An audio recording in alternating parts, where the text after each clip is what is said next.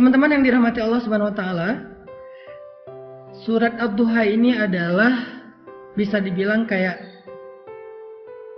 japrian dari Allah buat kita. Kenapa saya bilang japrian? Karena kalimat di dalam surat Ad-Duha itu personal banget.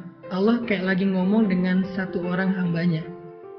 Makanya kalau misalnya teman-teman lagi baca surat Ad-Duha, cobalah teman-teman rasain kita tuh lagi baca sebuah japrian dari Allah yang khusus buat kita.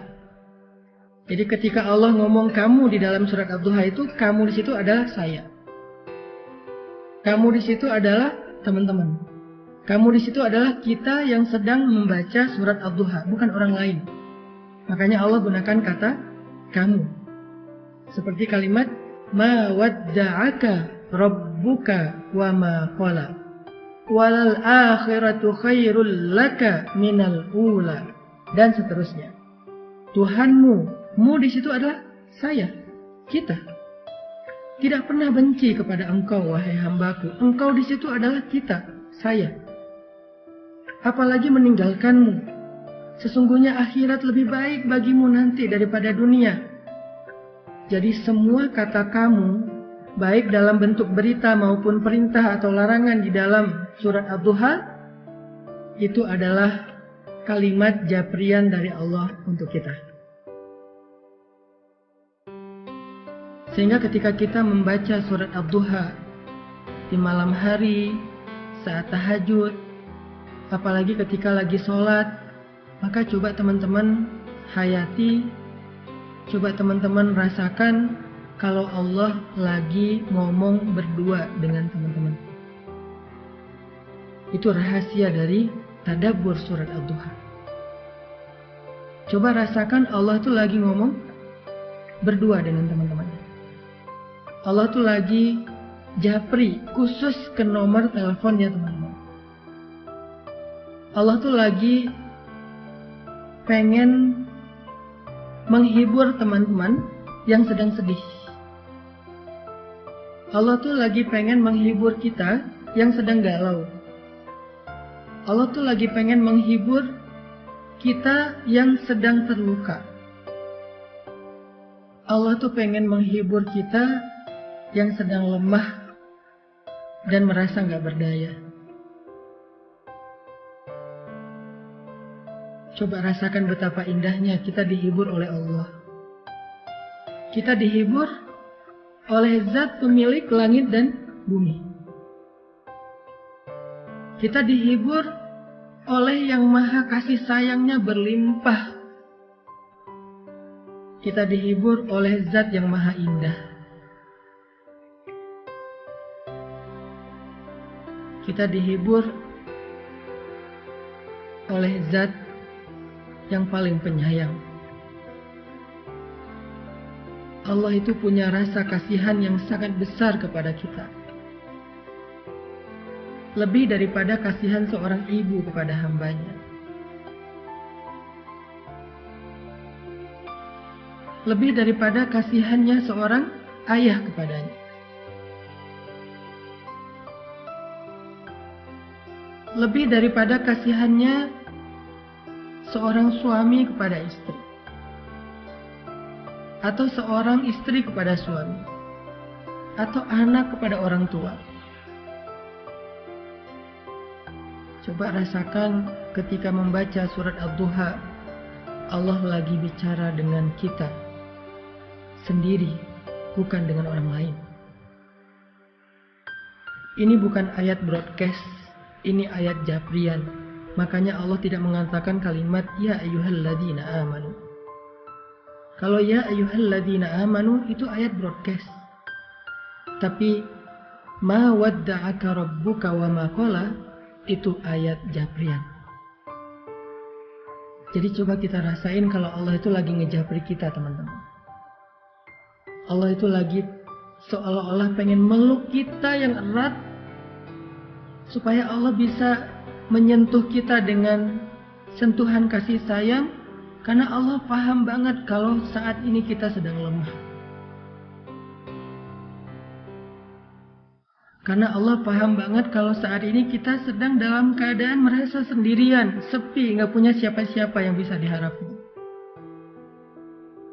Karena Allah tahu banget, ngerasa banget gimana yang kita rasain hari ini, bahwa kita itu merasa sedang kecewa. Makanya Allah pengen bicara berdua dengan kita. Itulah perasaan Nabi ketika ayat ini turun, teman-teman. Perasaan kehilangan, perasaan takut, perasaan bingung, perasaan galau, perasaan lemah, perasaan kecewa, sedih. Perasaan-perasaan itu benar-benar mengganggu Nabi sekian hari. Nabi seperti orang yang kehilangan ayah, ibu, istri, anak, pasangan sekaligus, sehingga beliau menjadi bingung harus kemana. Setiap hari bayangin, Nabi setiap hari naik ke bukit yang ada di kota Mekah, memandang ke langit pengen ngadu sama Allah. Nabi itu pengen ngadu sama Allah, ya Allah saya punya banyak masalah, kemana engkau ya Allah? Ya Allah saya punya banyak masalah, kemana Jibril? Nunggu lama di atas bukit, Jibril gak turun. Akhirnya Nabi pulang ke rumah. Besok balik lagi, ngadu lagi, manggil. Turun lagi dari bukit tanpa bertemu dengan Jibril. Berhari-hari. Ada ulama yang mengatakan 12 hari, ada yang ulama mengatakan hampir 1 bulan. Dalam puncak perasaan galau dan khawatir yang luar biasa itu. Tiba-tiba Allah Subhanahu wa Ta'ala menurunkan surat Ad-Duha. Allah utus Jibril. Allah katakan melalui malaikat Jibril, 1 kalimat, 1 japrian, 1 ayat, 1 surat khusus buat Nabi. Kalimatnya, Ma wadda'aka rabbuka wa ma qala. Tuhanmu gak pernah ninggalin kamu dan tidak juga benci kepadamu, Muhammad. Tiba-tiba Nabi seperti merasa, ya Allah, hampir saja saya merasa kehilangan. Hampir saja rasa takut itu mencelakai saya. Hampir saya merasa putus asa dengan kesendirian. Tiba-tiba Allah mengatakan, Abdi, Habibi, hambaku, kekasihku Muhammad, ma wadda'aka rabbuka wa ma qala. Tuhanmu gak pernah ninggalin kamu. Coba lihat betapa lembutnya Allah bicara dengan Nabi. Tuhanmu gak pernah ninggalin kamu. Itu seperti ketika seorang ayah bilang, ayah gak pernah ninggalin kamu, wahai nak. Ayah tuh gak pernah ninggalin kamu. Allah gak mengatakan, aku gak ninggalin kamu, bukan. Tuhanmu berarti seperti menyebut kalimat yang lembut. Sama kayak kita memanggil anak kita, ayah sayang sama kamu, bukan aku sayang sama kamu. Ini adalah kalimat yang sangat lembut dari Allah. Ma wadda'aka rabbuka wa ma qala. Tuhanmu gak pernah ninggalin kamu, apalagi benci sama kamu. Dan setelah Nabi membaca surat ini, lalu surat ini ditulis oleh para sahabat di dalam mushaf, maka sejak saat itu surat ini menjadi surat pribadi dari Allah kepada semua hamba yang pernah merasakan apa yang dirasakan Nabi. Kehilangan, ketakutan, kebingungan, hilang arah, sedih, kecewa. Maka siapapun yang pernah merasakan perasaan seperti itu, apapun alasannya, mau urusan agama, mau urusan dunia, mau urusan keluarga, mau urusan karir, pekerjaan, mau urusan percintaan, apapun alasannya ketika dia merasa sedih seperti itu, maka Allah ngejapri dia dengan kalimat yang lembut. Hambaku, ma wadda'aka rabbuka wa ma qala. Tuhanmu gak pernah ninggalin kamu, apalagi benci kepadamu. Itu maksud dari surat Ad-Duha, teman-teman.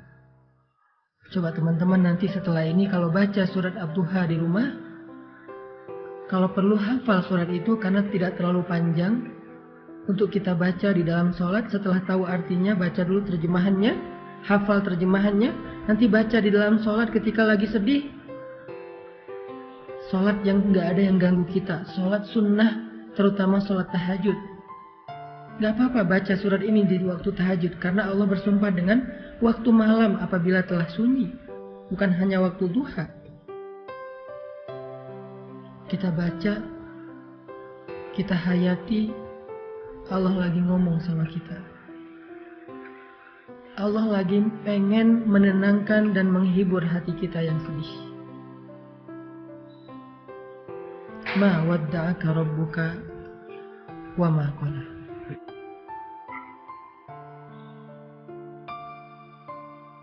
Kemudian Allah katakan juga, walal akhiratu khairul laka minal ula. Akhirat itu lebih baik bagimu daripada dunia. Apa maksud dari kalimat ini, teman-teman? Allah pengen ngasih tahu, wahai hambaku, dunia itu emang kayak gitu. Kehidupan di dunia itu semua orang ngerasain, semuanya pernah sakit, semuanya pernah sedih, semuanya pernah kecewa, semuanya pernah kehilangan. Kenapa? Karena itu dunia. Jangan sedih, hambaku. Nanti di akhirat, kamu gak akan pernah lagi ngerasain perasaan yang seperti itu. Nanti di surga, kamu gak akan lagi ngerasain sedih. Kamu gak akan lagi ngerasain kecewa. Kamu gak akan lagi ngerasain ditinggalin. Kamu gak akan lagi ngerasain lelah. Gak ada lagi lelah nanti di surga. Jadi bersabarlah karena kamu masih di dunia. Dan dunia ini sementara. Dan itulah fitrah, tabiat kehidupan di dunia. Semua orang merasakannya.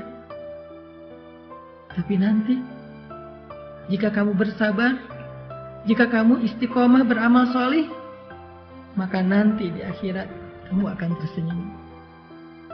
Fatardo, kamu akan puas. Kamu akan bersenang, bersuka cita. Kamu akan ceria, happy. Kamu gak akan lagi merasa lelah.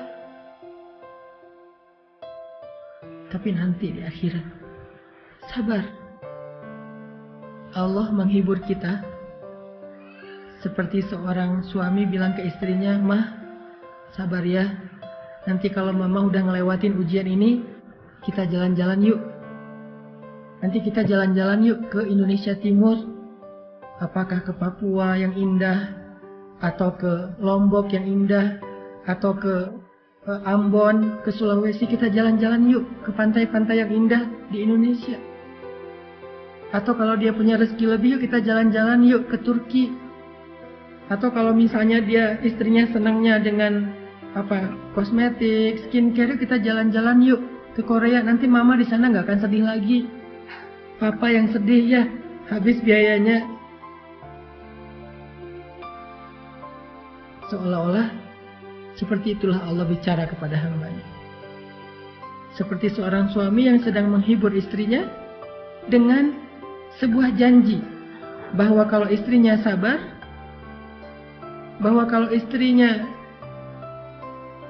tabah, nanti akan diajak jalan-jalan, nanti akan diajak bersenang-senang sebagai hadiah dari suami kepada istri. Atau seperti seorang ayah kepada anaknya, ketika anaknya lagi ujian, lagi capek belajar sampai malam, kemudian mendapatkan hasil yang hari pertama ujian itu mungkin dia ngerasa kayak berat banget, banyak pertanyaan yang susah dijawab, banyak soal yang dia nggak bisa ngasih jawaban. Ayahnya menghibur, ibunya menghibur, nak, sabar ya, belajar terus ya, yang semangat ya, nanti kalau udah beres ujian, kita jalan-jalan. Kamu mau ke permainan mana? Kamu mau jalan kemana? Nanti ayah akan siapin semuanya. Pokoknya kamu gak akan kecewa. Pokoknya kamu akan suka. Pokoknya kamu akan bahagia. Kamu akan happy, akan seru-seruan. Kita camping bareng, kita apa dan segala macam. Allah lagi menghibur kita dengan kalimat, walal akhiratu khairul laka minal ula. Hambaku, dunia emang kayak gini, sabar ya. Nanti di akhirat, kamu akan puas. kamu nggak akan ngerasain lagi yang kayak gini-gini nih. Kamu nggak akan ngerasain lagi yang namanya kecewa, sedih, kehilangan, lelah, nggak ada. Sehingga ketika kita membaca kalimat walal akhiratu khairul laka minal ula, cobalah membacanya seolah-olah Allah lagi berbisik di telinga kita, ngasih tahu surga itu indah. Surga itu memuaskan. Surga itu apa aja ada. Nanti di sana kamu nggak akan sedih lagi. Nanti di sana kamu nggak akan lelah lagi. Semuanya dilayani. Kamu hanya bilang apa, mau apa. Ya Allah, saya mau makan ini. Seketika itu juga Allah akan berikan kepada kita dengan pelayan-pelayan yang sangat banyak. Rasakan seolah-olah Allah lagi berbisik di telinga kita bahwa kalau kita bisa melalui ujian ini dengan sabar, dengan istiqomah, nanti Allah akan ngajak kita jalan-jalan di surga. Dan coba dengarkan itu dengan hati. Karena hanya hati yang mendengarkan dengan iman, dengan yakin, akan terhibur dengan kalimat akhirat lebih baik daripada dunia dan engkau akan ridho.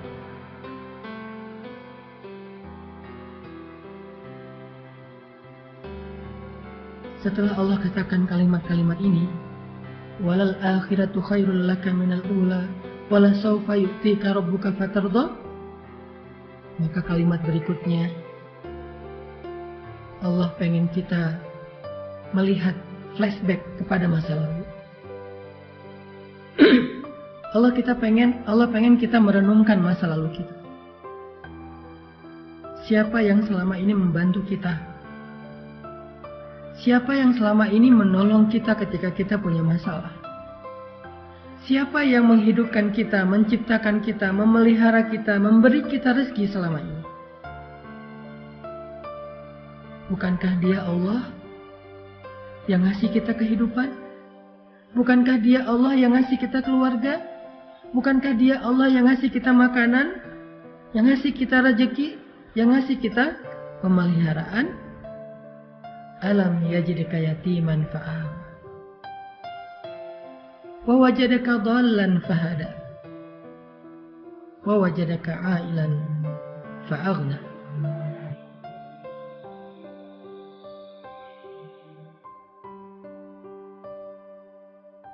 Dia yang selama ini memberikan kepada kita banyak kebaikan. Saat kita sendiri, Dia memberi kita keluarga. Saat kita dalam keadaan bingung, Dia memberi kita ide, gagasan, petunjuk, ilmu. Saat kita dalam keadaan lapar, tidak punya pakaian dan tempat tinggal, Dia beri kita kecukupan selama ini. Dan itu menjadi bukti bahwa Dia nggak pernah ninggalin kita, apalagi benci sama kita. Seolah-olah seorang kekasih mengatakan kepada pasangannya, kenapa engkau ragu dengan cintaku? Bukankah selama ini aku setia? Bukankah selama ini aku selalu mencukupkan kebutuhanmu? Aku berkorban untuk kamu. Kenapa kamu masih ragu? Aku sayang sama kamu. Seolah-olah Allah ngomong gitu sama kita, teman-teman.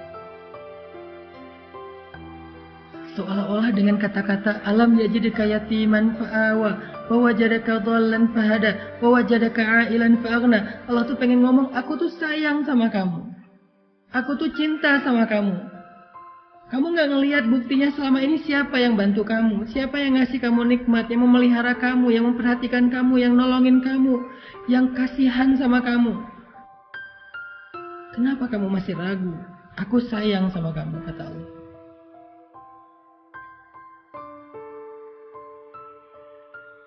Sehingga dengan ayat itu Allah pengen kita yakin, kita percaya kalau Allah itu gak benci sama kita. Manusia boleh datang dan pergi, tapi Allah nggak pernah meninggalkan kita. Manusia boleh kadang mencintai kita, tapi tiba-tiba membenci kita. Tapi Allah cintanya abadi untuk kita.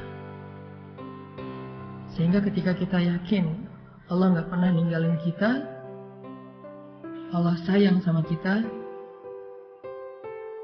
maka saat itu juga hati kita akan terobati. Saat itu juga sempitnya dada kita akan terasa lega. Yang terakhir, paragraf terakhir di surat itu Allah katakan, wa ammal yatim fala taqhar wa ammas sa'il fala tanhar wa amma bi ni'mati rabbika fahaddits. Apa maksudnya? Maksudnya, jangan berhenti berbuat baik. Jangan berhenti untuk menjadi orang yang bermanfaat. Kalau kamu kecewa karena berbuat baik, ada Allah. Teruslah berbuat baik. Kalau kamu merasa lelah untuk berbuat baik, ada Allah. Teruslah berbuat baik. Kalau kamu merasa capek untuk berkorban kepada seseorang, teruslah berkorban kepada seseorang yang halal bagimu, ayah dan ibumu, pasangan halalmu, anakmu, keluargamu, sahabatmu. Gak apa-apa kalau kamu kecewa atau dikecewain, tapi Allah gak pernah ngecewain kamu. Teruslah berbuat baik. Itu maksud dari surat Ad-Duha, teman-teman. Coba rasakan itu ketika kita sedang membacanya, apalagi di dalam sholat.